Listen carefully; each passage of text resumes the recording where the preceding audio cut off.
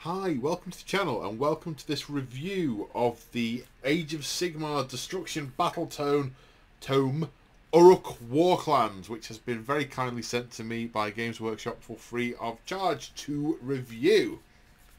Well, okay, before we dive in, a couple of teensy disclaimers. This is only the second Battletome review for Age of Sigmar that I've done. The first was an hour ago, which will be hanging around in the... I can't lift it up because the cat sat on it, aren't you? Trouble.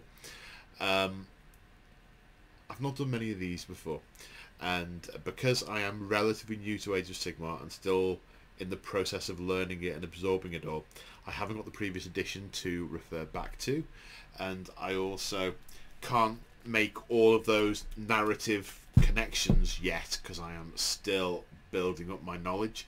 My 40k knowledge is 25 plus years old of sort of knowledge osmosis, whereas Age of Sigmar is kind of new for me.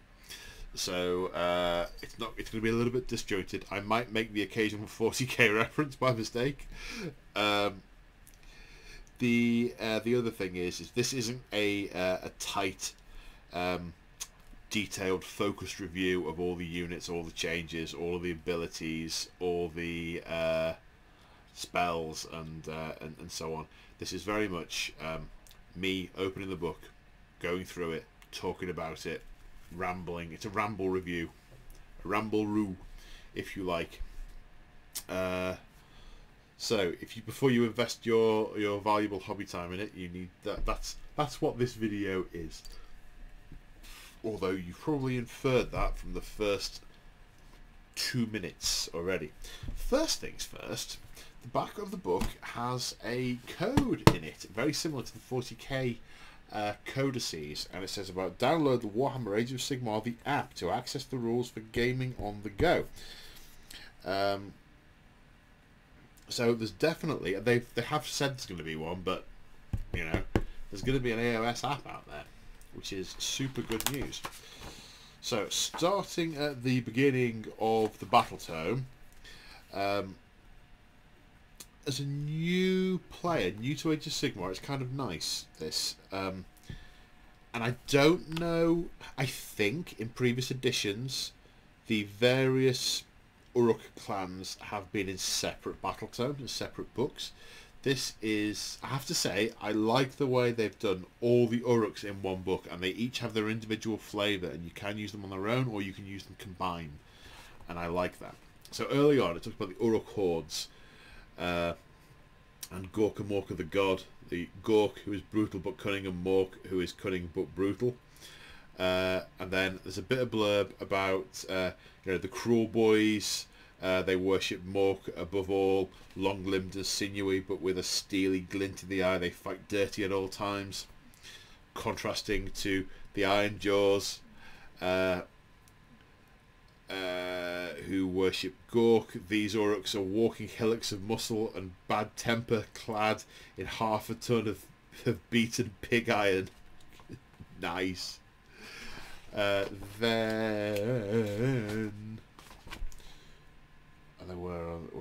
then the Bone Splitters. This is, I found quite interesting. The Orruks who feel the spirit of Gorka Morka most keenly of all are known as the Bone Splitters. Even the other types of Orruks thinks the Bone Splitters are a bit crazy, but they eschew armour completely, charging into battle, wearing little more than a loincloth and brightly coloured war paint. They are convinced that the spirit of Gorka Morka and the realms themselves is found within the bones of monstrous beasts, and that cracking those bones open and feasting on the marrow is the surest way to gain strength and power. Nice, I like that as a sort of rationale for, I want to say Savage Orcs, for Bone Splitters. Some really nice artwork. There's a nice big sort of diorama-y type bit of the Orruks and the... can't remember what the proper new name for lizardmen is. I say new, it's like 6 years old. Section on the nature of the beast, talking about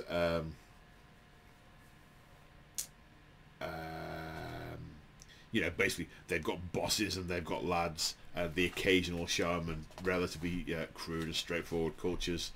Nice bit on the Gurish heartlands, and you know, they've got some maps. It talks about the strongholds, all sorts of different sites of interest.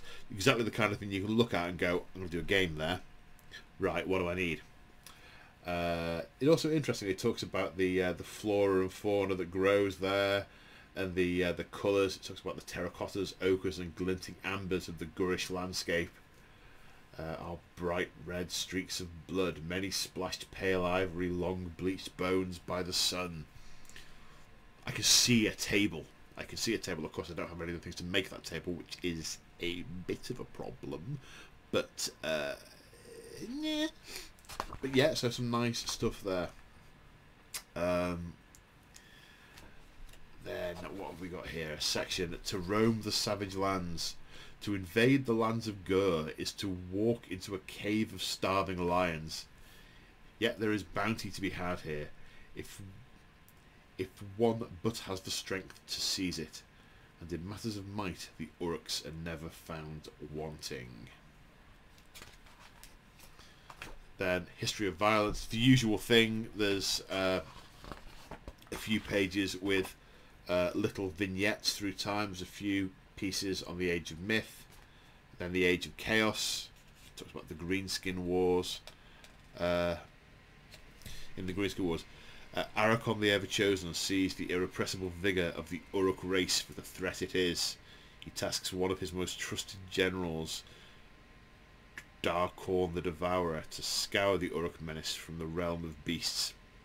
Untold numbers of Orruks are cut down, but always more appear to take part in the joyous slaughter.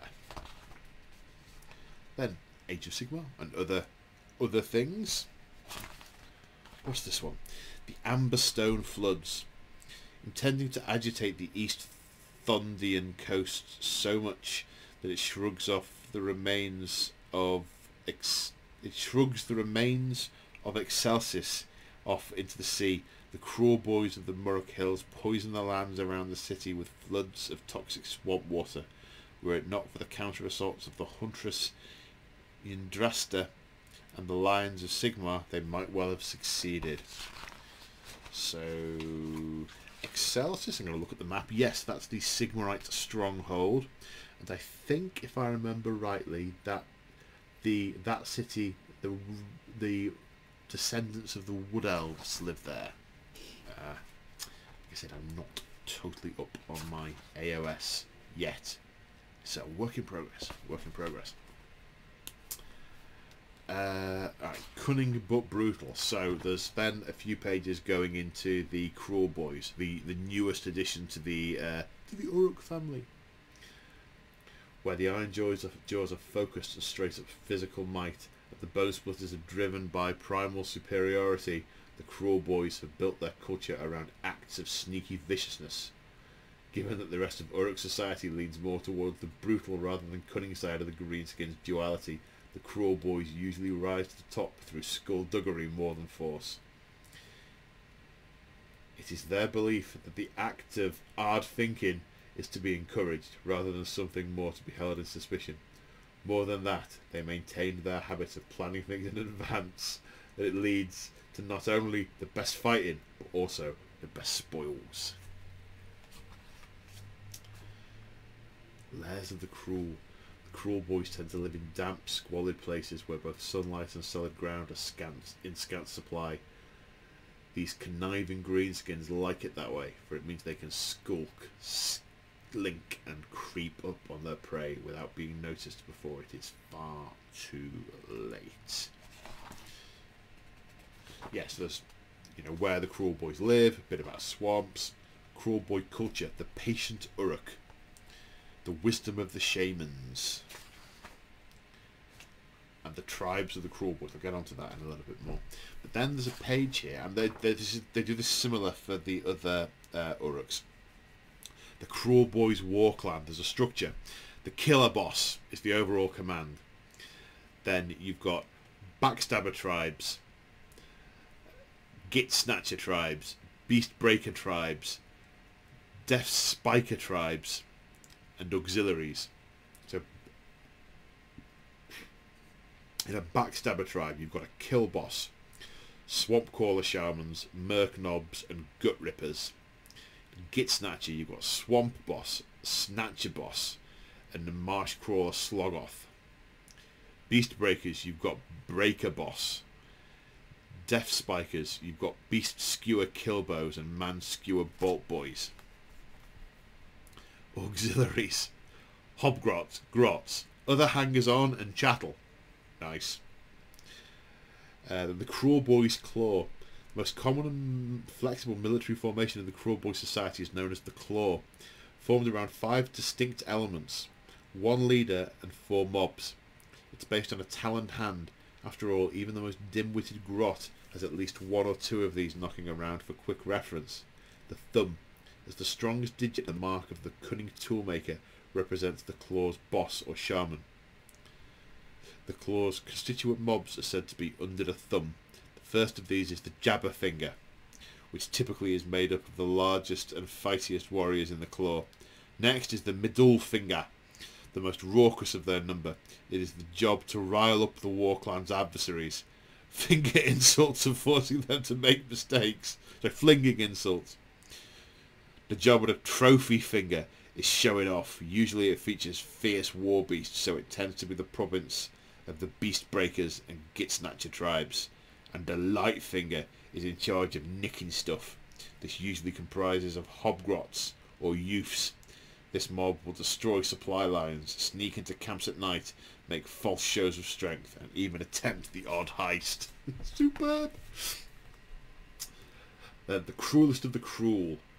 Although there are hundreds of Morg worshipping Warclans now marching to the beat of the great stomp, 3 have left their mark upon the realms already.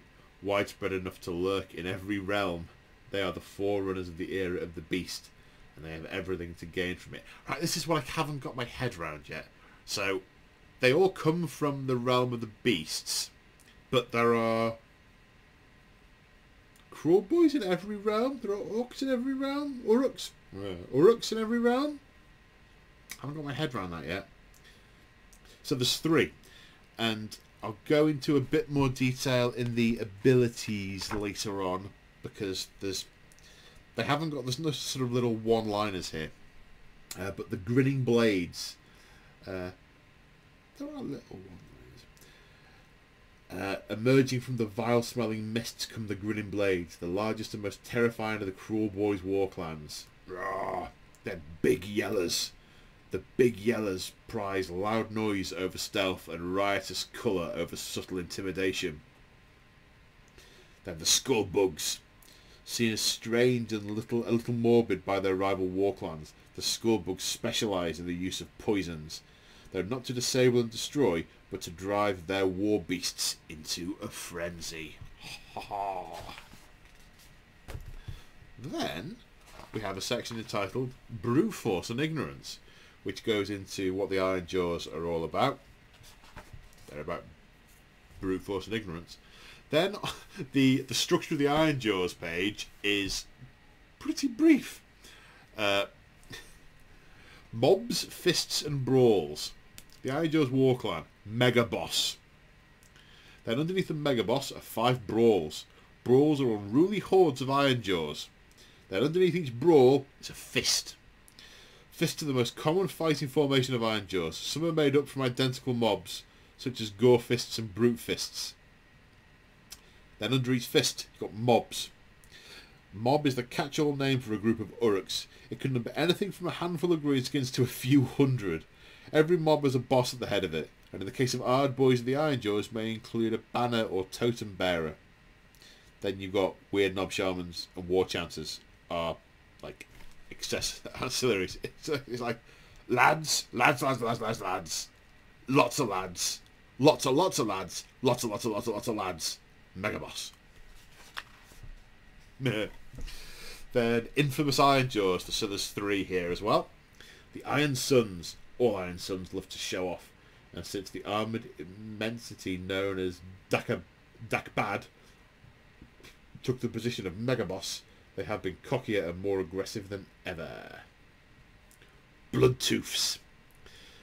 It's a well-known fact that the Bloodtooths are not quite right in the head. I don't think I need to read any further. Of all the clans, it is these red-armed maniacs who are the truest nomads of all, for they charge from one part of the cosmos to another as readily as elves change their trousers. Bit mean. And the choppers. Where the choppers go, vandalism and rioting on an epic scale is soon to follow. Vast statues to the Chaos Gods are defaced in all manner of amusing ways. Priceless frescoes of the Pantheon of Order are daubed with graffiti. And quiet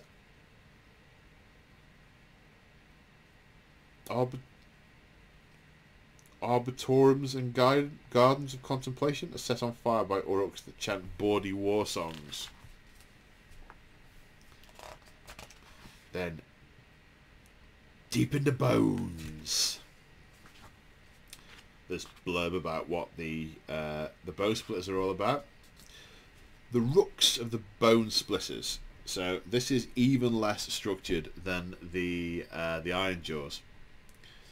A bone splitter Warclan is known as a big rook and is made up of many smaller rooks, the most common of which being a gob rook, which is made of several mobs, with the exception of teeth rooks, which are straightforward enough to take care of themselves. Each rook is normally led by a big boss or a shaman. Cop rooks are the thick skull wrapped round the Warrog prophet. Their job is to protect him and help channel the War energy by the Warclan. The Warrog prophet himself is the mind of the Warclan, guiding his boys towards the best hunting grounds and best fights through his visions sent by Gorka Morka. Snagger rooks are the horns of the Warclan, led by deranged maniac weird knobs. They plunge deep into the enemy flanks, causing absolute mayhem. Cunning rooks are gob rooks that are particularly good at sticking the enemy where it hurts before they bash him up. Teeth rooks wield huge gork-toothed spears, massive weapons capable of slaying the largest creatures in the realms. And brutal rooks are gob rooks, predominantly made up of chomper or sticker arm boys. They excel in the thick of a fight. Yeah. Then there's the thing about the bone splitter clans. The Bone Grinders. No other war clan has brought down as many great beasts of the realms as the Bone Grinders. They can field seemingly endless numbers of arrow boys and savage Orruks, dominating their foes with sheer belligerence and weight of numbers. They liberally smear their flesh with blue war paint, for they believe this colour attracts the fiercest beast spirits. Then we have Icebone. Daubed in swirling white tattoos, the Icebone hail from the glacier caverns of the sky-blind tundras of Gur. This unforgiving land of howling gales and sudden blizzards breeds the hardiest of war boars, and it is in these belligerent creatures that the Orruks ride to battle. And Drakefoot. Even by the standards of the bow splitters, the Drakefoot are regarded as strange. War energy swirls thickly around these Orruks, giving rise to many war docks and weird knobs in their rooks. Then there's a bit on Kragnos, the End of Empires. Let's skip over that because I don't really understand that. There's a lot of books there that are yet to be read. A bit about the Gobsprank, the Mouth of Mork. There is but one Orruk in the mortal realms who can harness the wrath of the living god. Gobsprank, most powerful of all cruel boy shamans, does the work of Mork more than any other, not only through magic, but prophecy, leadership, and above all else, a low, sneaky cunning. It looks like he's riding some kind of massive vulture. It looks really cool. The Ruthless Horde. So this is then talking about the makeup of Cruel Boys War Infantry. So it's a bit of background on what the Gut Rippers are, Killer Bosses, Merc Knobs, Swamp Caller Shamans. I like having these bits of background in here that sort of explain to me what each unit's all about. Helps me work out how I'm going to use them on the battlefield, and when I'm making decisions, I'm like, what would this Orruk do in this scenario? Oh, he's one of these. Right, well, he he'd run like hell, or not. Takers of Plunder, again, so it's carrying on the descriptions of the units. The Snatcher Bosses and Sludge Rakers.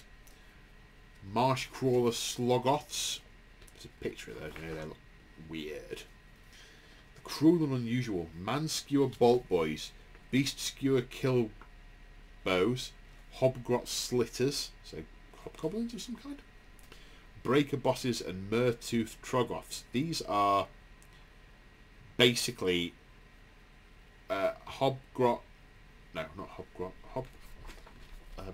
Cruel Boy champions that are riding massive Troggoths, big trolls. Then we have similar for the Iron Jaws, Ironclad and Angry. The Iron Jaws are an unstoppable force in the mortal realms, crashing headlong through the annals of history like an out-of-control steam tank. There is no reasoning with such a foe. For all other Orruks, the Iron Jaws are the most in love with fighting purely for fighting's sake. Mega Bosses, War Chanters, Weird Knobs, Brutes, Graw Grunters, Hard Boys. Then Masters of the Primal Hunt, same again. Bow Splitters may look primitive, eschewing even iron and bronze in their contempt for technology, but they remain the foremost hunters in the realm of beasts. Of all Orruks, it is they who excel most in taking down the largest and most dangerous prey. Their entire worldview is built around it, in fact.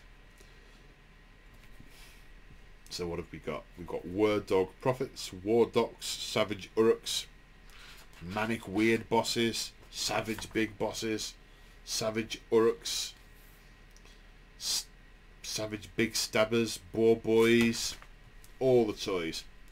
We've then got some glorious pictures. I mean, these models are superb. You'll have seen the Killer Boss on Great Gnashtooth. I think that's a lovely, lovely model. You really get the feeling of dank swamp with the way tatters are just hanging off everything, which is really nice. Then you've got Gobsprank, the Mouth of Mork, on this huge vulture with it's stooping's the wrong word. It's hunching. It's ready to pick on the weak. Then, now these, I didn't see the pictures for these before. These are really cool. What are they called? I can't remember, but they're basically sort of deformed Troggoths with howdahs on their back, and the howdahs have got hobgrots in them with like nets and clubs and stuff. I remember when I've had a flick through the book before. I've rambled about it. I remember reading the thing and thinking, "Oh, these sound cool. It's a shame I can't see a model, but there is a model." Then a Beast Skewer Kill Bow is like it's like an artillery piece. It looks really cool. A Standard Bearer. The Breaker Boss on the Mire Brute Troggoth is really cool. He's the guy who's stood on the shoulders of the troll with a chain sort of round his head, like a standy up ridey thing. Swamp Boss on Scumdrek. It's like a sort of cross between a dragon and a swamp lizard. Obviously it's got no wings, but and then like a really crude built like riding-y plinth type thing on it. Then we've got all sorts of various boys. Big Yellow Gut Ripper, Grinning Blades Gut Ripper, so basically different colours on the shields is basically what seems to denominate, that's the wrong word. Think of a word, pretend I said it. Yeah, the Iron Jaws I think are all familiar. I don't believe there's anything in here that's new. Same with the Savage Orruks. And a nice diorama of some demon-y fighting with a sort of swampy background and big Orruk sculptures. Nice. Then it was a very pleasant surprise. Cause you don't get these in 40k codices anymore, and this is my frame of reference. It's a painting guide. How to play the Big Yellow Spear Shield. Avalon Sunset set, Rune Lord Brass, some Shebty Bone, Wazdaka Red, then different things, you know, how to ink it, and yeah, detailed painting guides, and they look good. Like this. This is good. Seems to be focused around the cruel boys at the moment, but no, there's Iron Jaws. I'm saying the Iron Jaw flesh is different. So there's the cruel boy flesh, Iron Jaw flesh, then flesh variants, and the different combinations, weapon variants, like how to do the blood effects, the rust effects, different armor coloured variants, because there are all sorts of different things in this book. Teeth and claws. How to do war smoke. Nice, it's good. Right, now we get towards the rules. So, first things first, and I'll try and get these as right as I can. Bear with me a bit. Now, I read this and I thought this is...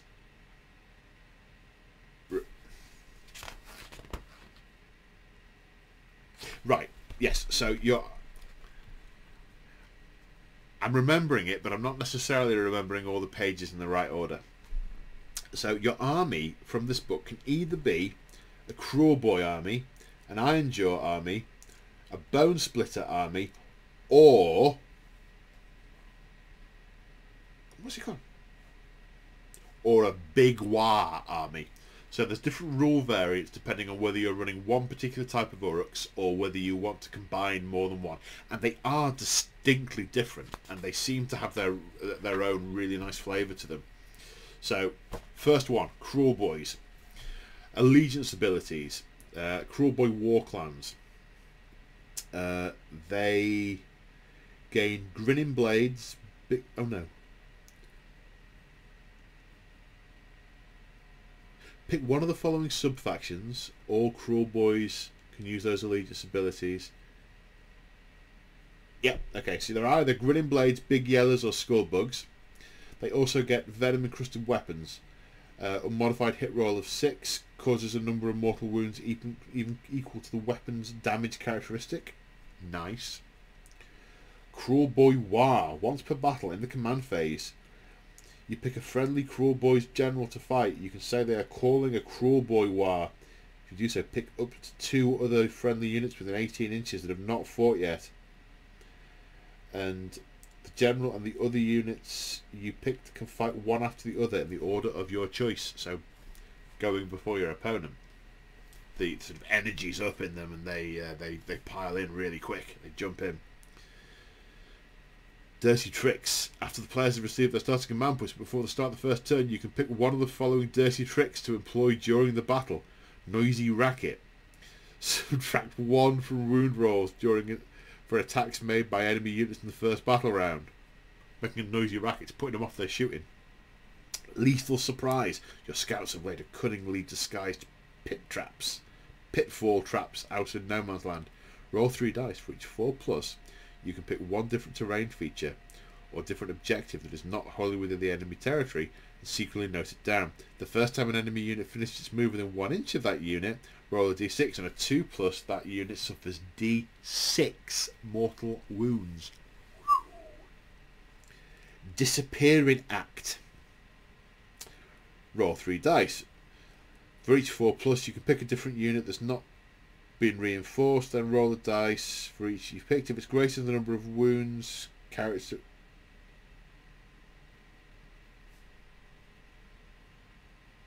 Disappearing act. You've sent out your grots to lure a band of enemy warriors into the swamp mist until they become utterly lost. Roll 3 dice. For each 4+, you can pick one enemy unit on the battlefield that's not been reinforced. Enemy unit. Then roll a dice for each unit that you picked. If the roll is greater than the unit's wounds characteristic, your opponent must remove that unit from the battlefield and set it up as reserves. At the end of your opponent's phase, they must set up that unit, first movement phase, within their territory more than 9 inches away from enemy units. When it says greater than the wounds characteristic, this is something I'm not certain on. I'd have to dig into it, I think. But does that mean greater than the wounds characteristic of each model? So if they've got 2 wounds each, you're looking for a 2 and the whole unit goes? Or is it if they're 2 wounds each and there's 3 of them, you've got to roll over a 6 so you can't? So you can only do it to small units? Not sure. Check that. Covered in mud. Roll 3 dice. For each 4+, pick a friendly unit that's not a hero or monster. While that unit is in cover, it is not visible to enemy units. Oh, that's nice. No shooting me. And you got command traits. Slippery scumbag, super sneaky, egomaniac.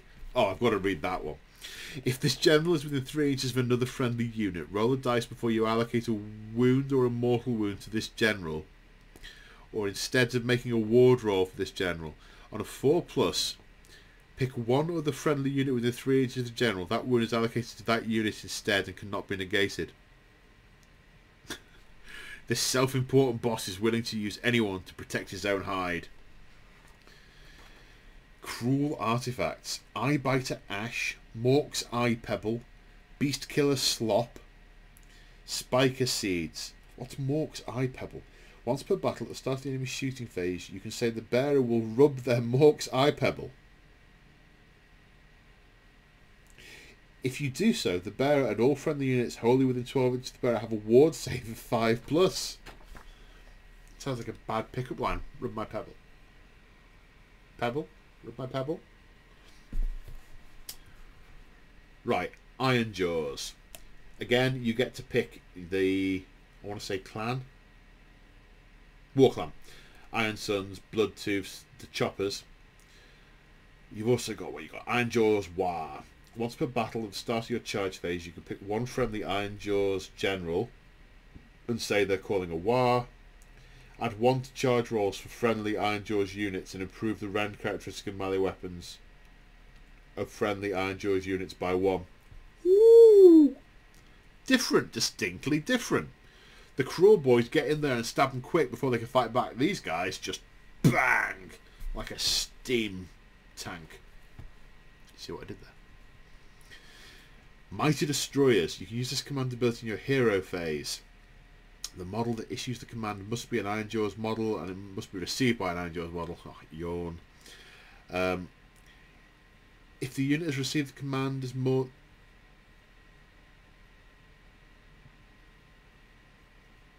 What?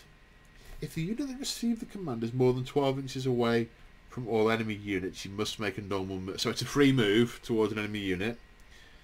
If it's within 3 inches of an enemy unit, you make a pile-in move. If the unit is within 12 inches of the enemy unit, but more than 3, you must attempt to charge with this unit. Okay, but that happens in the command phase. Nice, I think. Smashing and Bashing.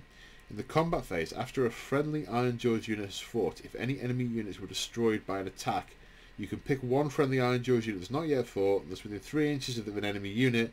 The friendly Iron Jaws unit will fight immediately. Alright, so they get energized by each other's fighty bashy cruelness. Well, not cruel, fighty bashy stabby bludgeony-ness. Okay, so the command traits are split up. So there's 3 for brutal warlords, for mega bosses, and then there's 2 for champions of the weird, Iron Jaws wizards only. So for the warlords, you've got hulking brute, mega bossy, mighty war leader. What's mega bossy? The general can issue the Mighty Destroyers command even if it's already been issued by another friendly model in this phase. That's the do something in the command phase one that I just looked at. Then the champions of the weird, touched by the war, and the masters of the weird. What's masters of the weird? You can pick an extra spell from the lore of the weird. Okay. Artifacts of power, mega bosses only. Armour of Gork, the boss skewer, destroyer.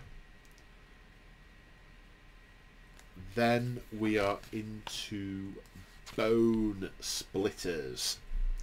So again, they can be bone grinders, ice bone, or drakefoot. War paint. Bone splitters have a ward save of 6+. Bone splitter war. Okay, so same deal. What does it get? If you call the war until the end of the phase, friendly bone splitters units have a ward of 4+ instead of 6+. Okay, so their war energy empowers their spiritual belief. It makes their woadier. Spirit of Gork and Morka. If the modified hit roll of an attack made by a melee weapon by a friendly bone splitters unit that has 5 or more models is a 6. Big unit, 6+ to hit, 2 hits instead of 1. One thing I do really wish with all these books, because they're reading this, it's very much in a similar style to the 9th ed 40k codices. I wish they would do the brief summary one-liner and then the very wordy description that makes it very clear for match play. It'd just make this... Yeah. Yeah. I'll not go there. I'll go off on one if I go there. Tireless trackers. After deployment before the first battle round, half the bow splitter units in your army can move up to 5 inches. Coming for you. Alright, bow splitters command traits. Again, so we've got ones for savage bosses only. Killer instinct, great hunter, and monster killer. What's monster killer? Apart from the obvious. In the combat phase, after this general has fought for the first time in the fight phase, it can fight for a second time if they are within 3 inches of an enemy monster. Nice. And then shamanistic quirks for wizards only. The one with the beast, and the voice of the great green god. One with the beast. You can pick an extra spell. Bone splitters artifacts. Again, you've got them split by heroes and wizards. Now, here's the bit I'm loving. There's lots of bits I'm liking, but this I'm loving. So this is the Big War battle traits. So the Big War uses the following 3 battle traits in addition to the other battle traits on this page. Venom encrusted weapons, so your cruel boys still have venom encrusted weapons. Mighty destroyers, so you still get to use that iron. But basically, you get and war paint. You get a rule from each of them that applies, irrespective. Then, here we go. Here we go. Here we go. This is a heroic action that you can carry out with one friendly Orruk Warclans hero instead of picking one from the table in the core rules. If you do so, roll the dice. If the roll is greater than the number of the current battle round, you receive a number of war points equal to the number of the current battle round. For example, in the 3rd battle round and you roll a 4, you would receive 3 war points. I will come on to war points in a minute. Then we have the power of the war. During the battle, you receive war points as shown in the following table. You get D6 points for the start of your hero phase if your general is on the battlefield. 2 points for the start of your hero phase if there are any friendly war chanters on the battlefield. 1 point for the start of your hero phase if there are any friendly bone splitter wizards on the battlefield. 1 point in your charge phase for each friendly Orruk unit that finishes a charge move. And then 1 point at the end of your combat phase for each friendly Orruk unit that is within 3 inches of an enemy unit. So, that's the acquisition of war points. Now you have a table. When you received enough war points, your army gains the corresponding ability referred to as a war power shown in the table below. War powers are cumulative, which means when your army gains the next one in the table, it can still use the one gained earlier in the battle. There are 6 of these. So the first threshold is 8 war points. So you get D6 at the start of your hero phase if your general's on the battlefield, and you get more if you've got casters on the battlefield, and you can use a heroic action to create them as well as getting into a fight. So 8 points. Zogum. As the power of the war builds, the Urruks surge forward, eager to get to grips with the foe. You can add 1 to run rolls for friendly Urruk units. So you can probably get that off in your first turn if you've got enough casters on the table and you use your heroic action and your general's alive. So yeah, get further forward. 10 points. So the threshold is not very high to get past that. Get them. The growing power of the war sees the Urruks charge into battle with reckless haste. Add 1 to charge rolls. 12. Zap 'em. The rampant war energy empowers the magical abilities of Orruk shamans. Add 1 to casting and dispelling and unbinding rolls for friendly Orruk wizards. 16. So the rate's slowing down a bit now.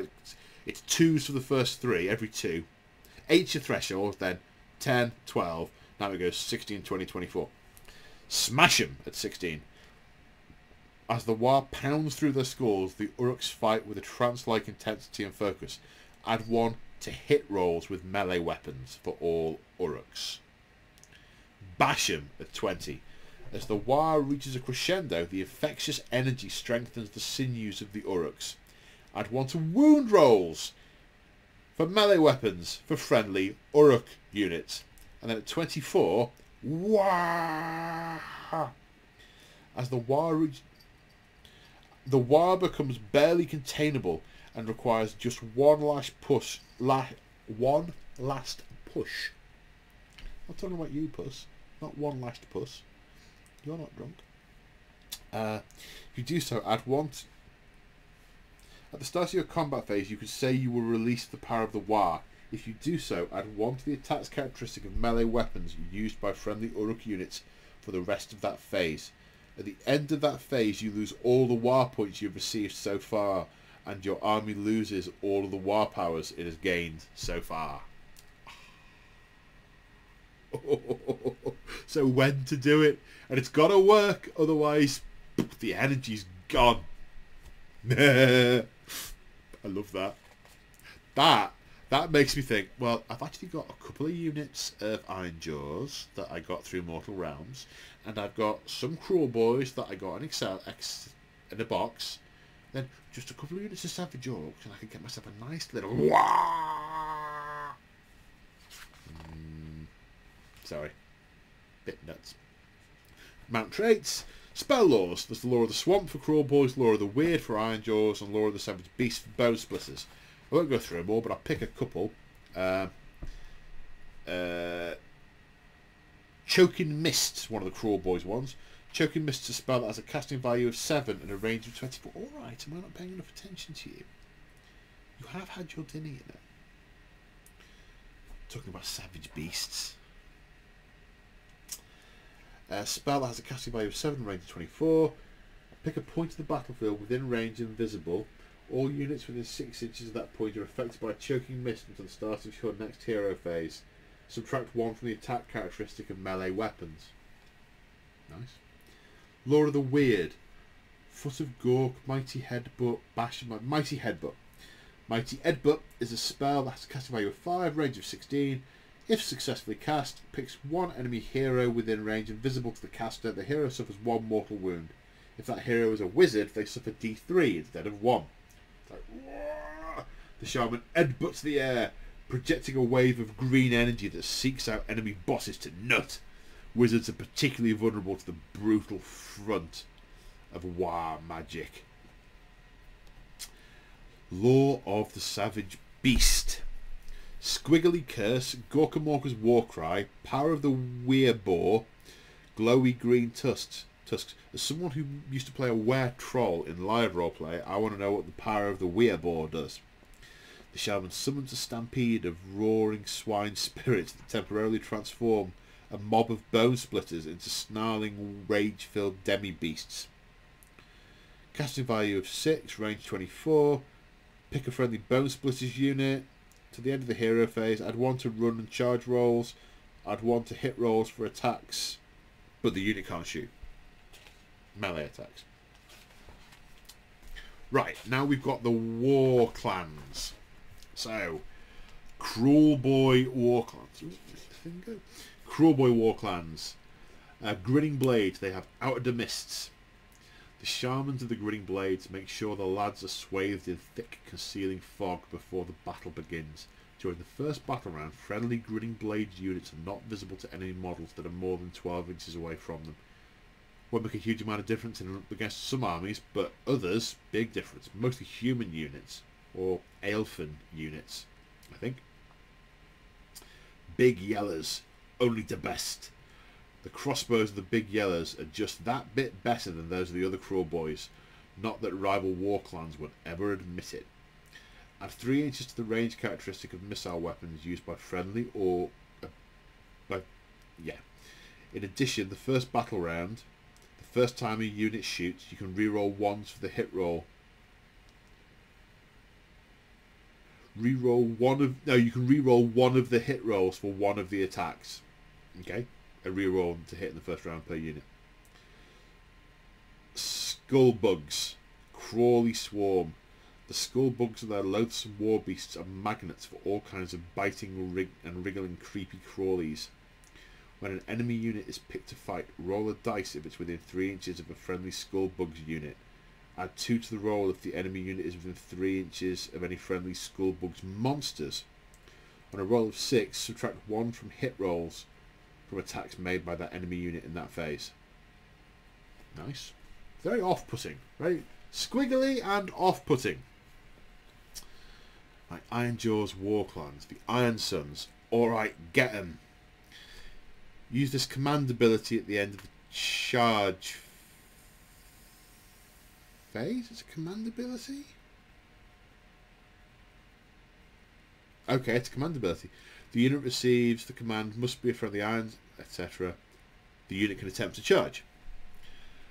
Bloodtooths, hunt and crush. At the end of the combat phase, units that fought and within 3 inches of enemies can make a piling move. In addition, those that fought but are not within 3 inches of enemy units can each make a normal move or attempt to charge. Alright, so they stay in your face. They get in your face and they stay in your face. The choppers, rabble rousers.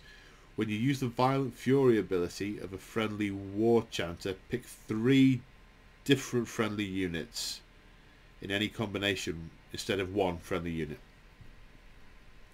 Right, the Bone Splitter War Clans. The Bone Grinders, barrage of arrows. Add 1 to the attack characteristic of missile weapons used by friendly Bone Grinder Savage Orruk Arrow Boys. That's huge. That basically doubles the size of the unit. I assume they have 1 shot each. Maybe they don't, but that's a lot. That's a lot. Icebone, Freezing Strike. If the unmodified wound roll for an attack made with a melee weapon by a friendly Icebone model is 6, the attack causes a number of mortal wounds equal to the target equal to the weapon's damage characteristic, and the attack sequence ends. Drakefoot, Strength of Purpose. Ward rolls cannot be made for wound rolls and mortal wound rolls made by friendly Drakefoot units. Your ward saves off. That's nice. Path to Glory, not going through in a lot of detail because I'm really not up to speed with it. A couple of interesting looking battle plans though. The Tornado of Destruction. It's got some nice special rules. Living Bulwark, Vandalism, Gorka Morka Stomp. Could be a giggle. Monster Hunt. This is obviously a Savage Uruk one. The Quarry's territory is in the middle of the battlefield, and the Uruk's territory is all around it. Then we have War Scroll Battalions. So War Scroll Battalions are a thing in narrative, but they also... So here's the really nice thing. I'm just got to sit up in the chair a little bit because I'm going a bit numb. Yes, that's right. I don't pause this. And editing, schmediting. So for the Cruel Boys, now despite the fact these are War Scroll Battalions, they belong in narrative play. They tell me how to construct my army, as far as I'm concerned. Win! So the Cruel Boys Claw, the Thumb, is 1 kill boss and 0 to 2 Swamp Caller Shamans. Nice. The Jab Finger, 1 kill boss with Stab Gross and 2 to 3 Gut Ripper units.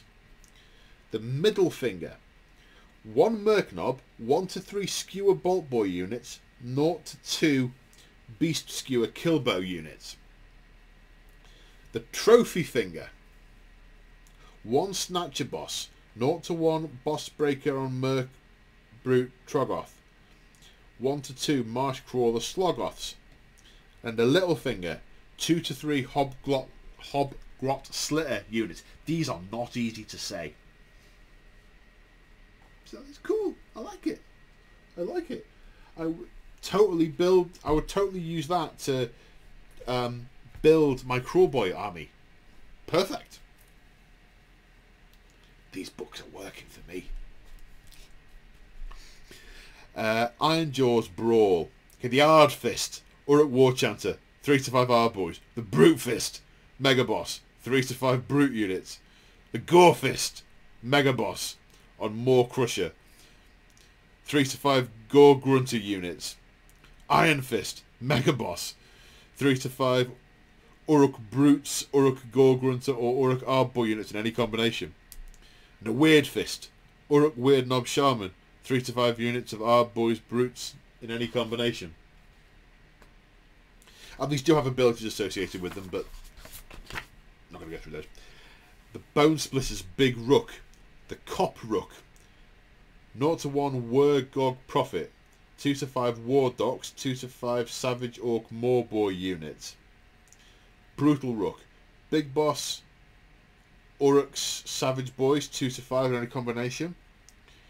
The Cunning Rook, Savage Big Boss, 2 to 5 Savage Orruks or Arrow Boys in any combination.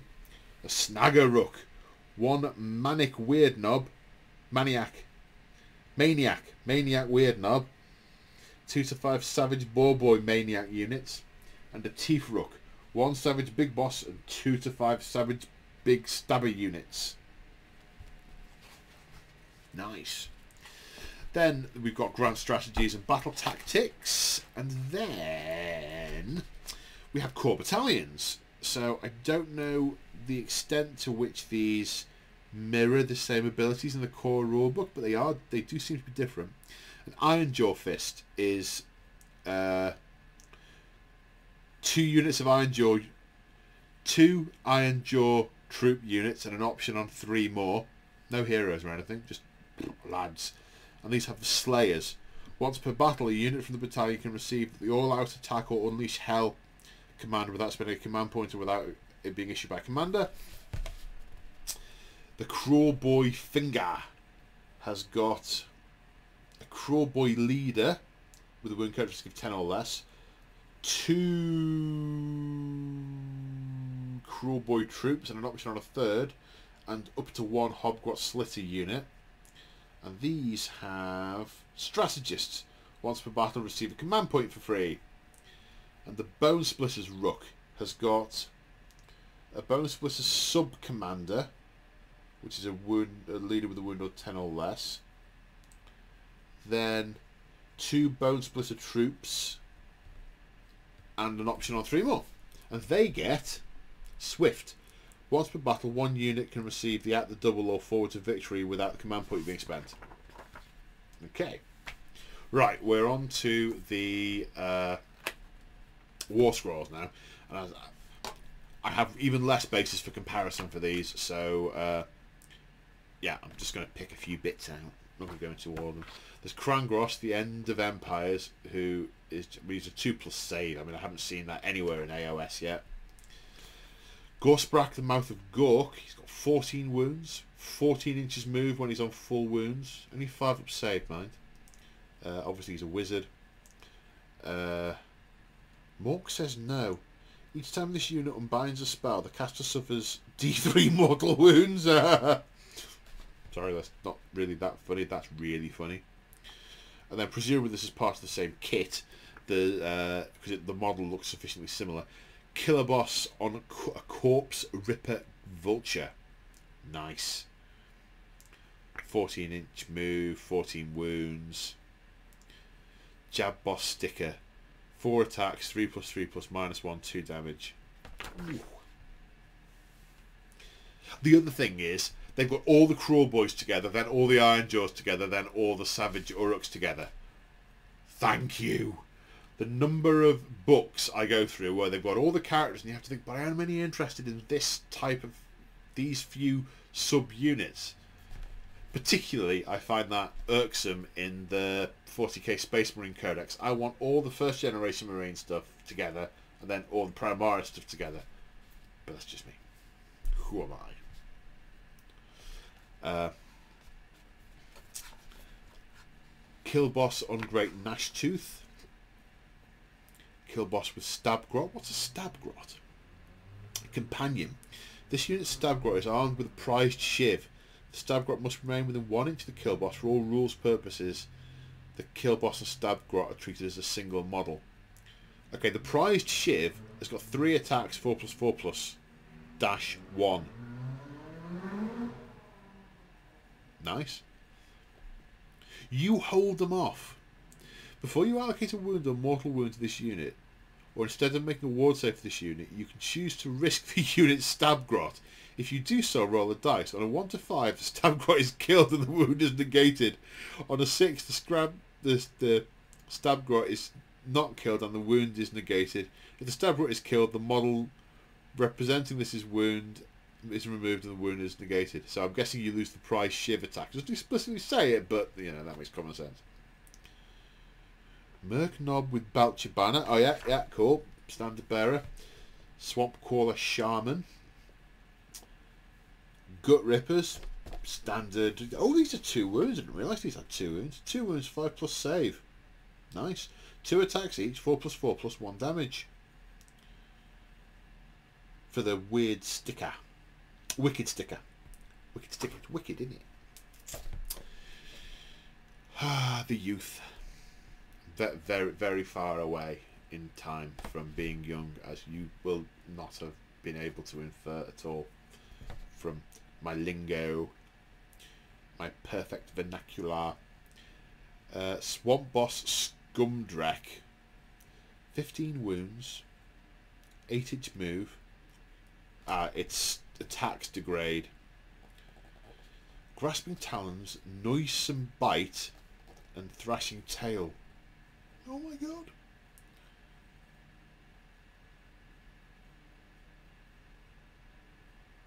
So what's this? Oh, it's the damage for the Noisome Bite that's changing. Ah, right. So it's got 3 weapons, and the one characteristic of 3 of the weapons change. So Grasping Talons goes 6, 5, 4, 3. It's 3+3+-1, 2 damage. The Noisome Bite is 1 attack, 3+2+-1, but the damage is either D3+4 or +3+2+1.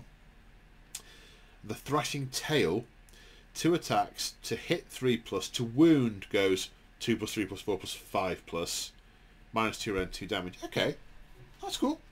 I like that. Bit different. Snatch Boss on Skullraker Beast. Oof. Marsh Crawler Slogoth. Catcher Nets and Snatcher Sticks. So your Grot Snatcher crew. At the end of the combat phase, you can pick one enemy unit within 2 inches of this unit and roll a dice. If the wound is at least double the model's wound characteristic, it is slain. So if something's little enough or wounded enough, they're like, get it in the net! Yoink! Dink! I want one. This is the problem with getting these books to review. I now want everything in it. The only way I manage to keep my collection small is by not reading books. I don't think this is going to end well for me. And I keep trying to straighten my glasses up and pressing them the wrong way and making them even less straight. You probably noticed that already as well. It's because the camera's doing the anyway. The Breaker Boss on Merbrute Troggoth. This guy's pretty tasty. Doesn't look like it degrades. 12 wounds, 4+ save. The Biden Goad. So this is the Rider whipping. 5 attacks, 3+3+, no rend, 2 damage. The Ironbound Clubs from the Troggoth. 4 attacks, 3+3+, -2, 3. Regeneration. Troggoths are able to regrow injured flesh almost as quickly as it's harmed. In your hero phase, you can roll a dice for this unit on a 4+, up to D3 wounds are healed. Wow. Breaker Harness. At the start of the combat phase, you can say the Breaker Boss is yanking on his Myrobrute Troggoth's harness. If you do, the unit suffers D3 mortal wounds, but for each mortal wound it suffers, you can add 2 to the attack's characteristic of the Ironbound Clubs until the end of the phase. Ah! It's like, do I want to... How badly wounded is he? Do I... Yeah. Oh, get him! Hit him harder! Yes, boss! Hobgrot Slitters, nice. Manskewer Bolt. Ah, the Beast Skewer Killbow. This is the big artillery type piece. Is it actually an artillery piece? Oh, it doesn't say that on this page. It says that at the end of the book. You know. Hasty Shot or Aimed Shot.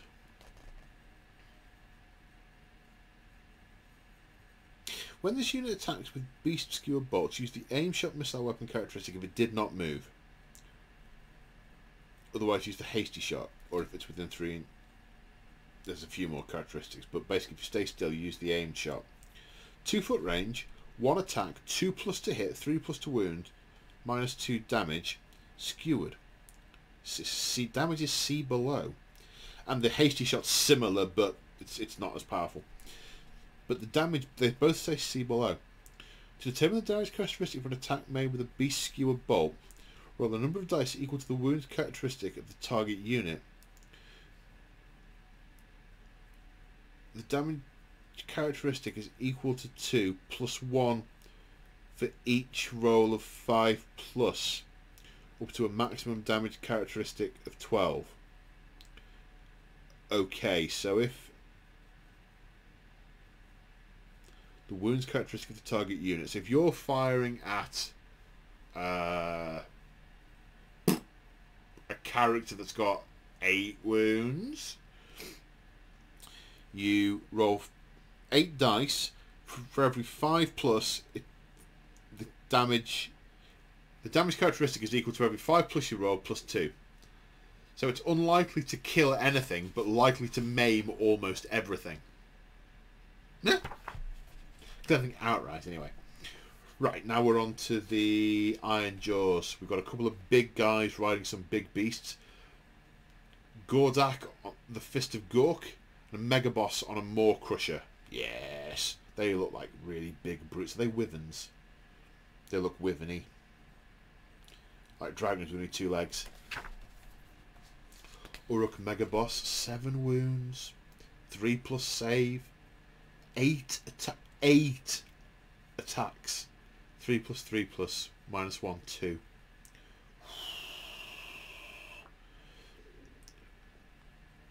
Orruk Brutes. Orruk Ard Boys, 2 wounds, 4+ save.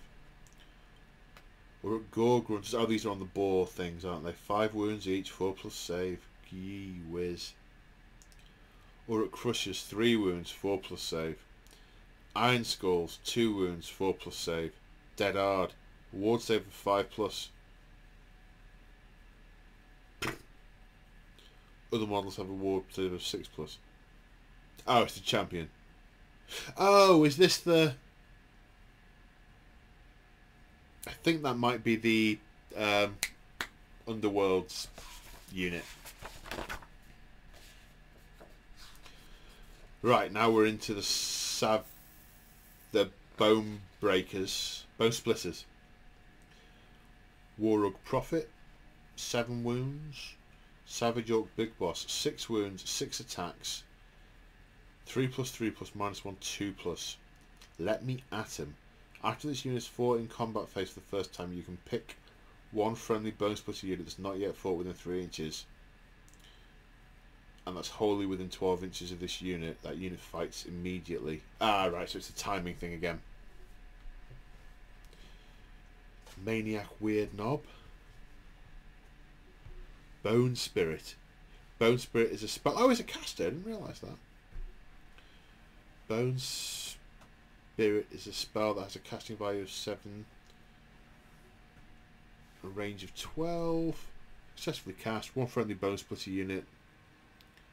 Add 1 to wound rolls. Savage Uruks. Where are the Arrow Boys? I want to see the Arrow Boys, see how many shots they get, because of the thing that gives them other... Arrow Boys. Ah, okay, the Stinker Bow already has 2 attacks, and it's only a 5+ to hit, so it's not quite so gross that I'm getting an extra attack each from that other thing that I read earlier, but even so.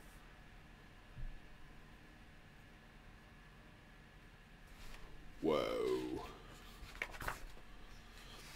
That is the end of the book. Pitched battle profiles. Who's expensive on here? Gordrak, the Fist of Morks, 560. Kill Boss on Corpse Ripper Vultures, only 240. That's not that bad. Mega Boss on Maw Crusher, 480. Savage Orc Big Stabbers, 80. Arrow Boys, 145 for 10. Gut Rippers, 180 for 10. Savage Uruks 165 for 10. I feel like I'm reading the football scores out now.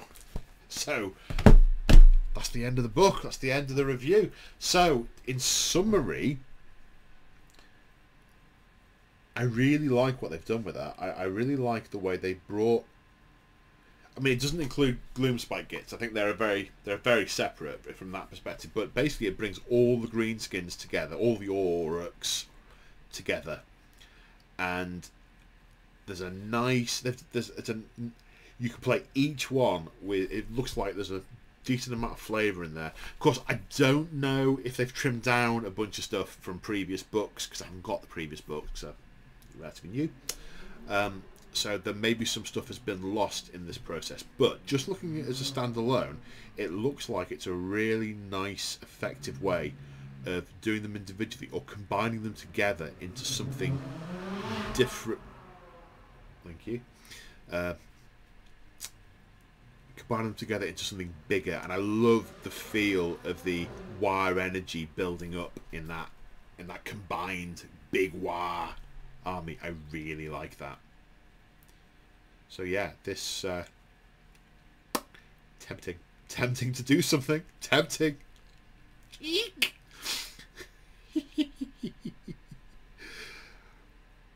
Well, I hope that was okay. I hope you enjoyed that. I hope that was at least moderately informative. There is, if you're interested, there's another one out at the moment for this book, the Stormcast Eternals. There'll be another one, very similar style to this. If you're expecting any more detail in this one than that one, you will be disappointed. Not the books, my ability to ramble through them with my super limited knowledge. But yes, on that happy note, just a couple of quick bits at the end. If you want to support me, check out my channel memberships. Most of the content in there at the moment. There's access to Discord, which is a really lively, cool, chilled out community hub. There's also access to my premium videos, which I put out one most weeks. There's almost a year's worth in there now. It's pretty much all 40k, so there's not much AOS in there yet. It will be coming, but I'm starting my AOS journey, so it's not yet. I need to get up to speed and start cracking the stuff out. But that's one way to support me if you're interested in doing that. Another way, the super easiest way, is if you shop at Element Games. If you look at the link below in the description, if you follow that link to Element Games, it tells them that you came from me, and they like me when that happens. Also, there's a code in there for getting additional crystals, which is their store credit. You get extra, and I get a few if you use that. So that's another super cool option if you want to support me. And on that happy note, I hope you're all doing okay out there, and I will say take care, and I will see you in the next one. Bye for now.